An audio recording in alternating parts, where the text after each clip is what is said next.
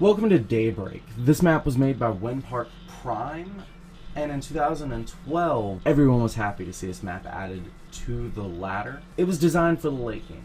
Everything about it contributes to defense in the opening stages, but as the mid and later games develop, the map explodes. Taking a natural is pretty easy on this map. It's got a very easily walled off natural. Even going to the third is pretty easily because of the space between the natural and the third, just like Cloud Kingdom. Hold that space and you can basically hold these three bases.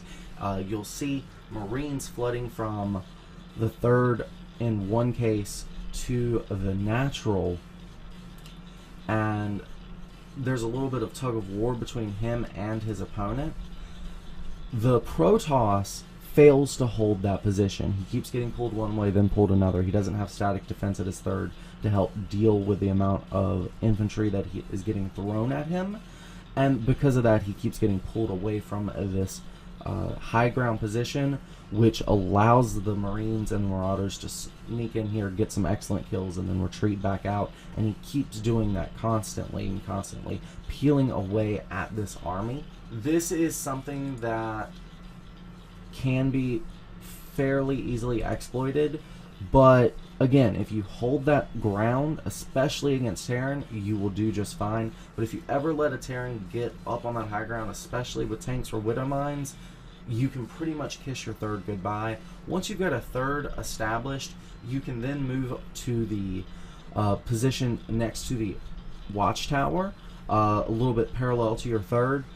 And by parking your army there, you can block incoming from the, say you're on the left-hand side, the northern run-by path going into your third. You can also swing down there into your natural, and this will allow you to stop any kind of harassment or run-bys going on.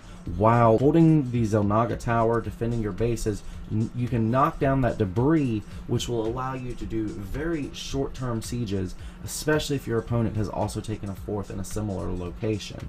The closeness of those two bases is what makes it explode in the later stages of the game. Sometimes players will elect to get one of the corner bases, either the top left or the bottom right, as a fourth instead, but these are a little bit harder to hold, in my opinion, as it opens you up to run by paths, say you're again on the left hand position, to the top right of that base, to the bottom of that same base, to the top right of your third base, to the bottom right of your third base, and to your natural. That's just too many run by paths. Whereas if you're parked at the fourth I suggested, you're going to be able to defend your natural and the bottom right run by path in your third, while also defending your top right run by path. That cuts away the necessity of two run by paths, which allows you to spend a little less money on static defense.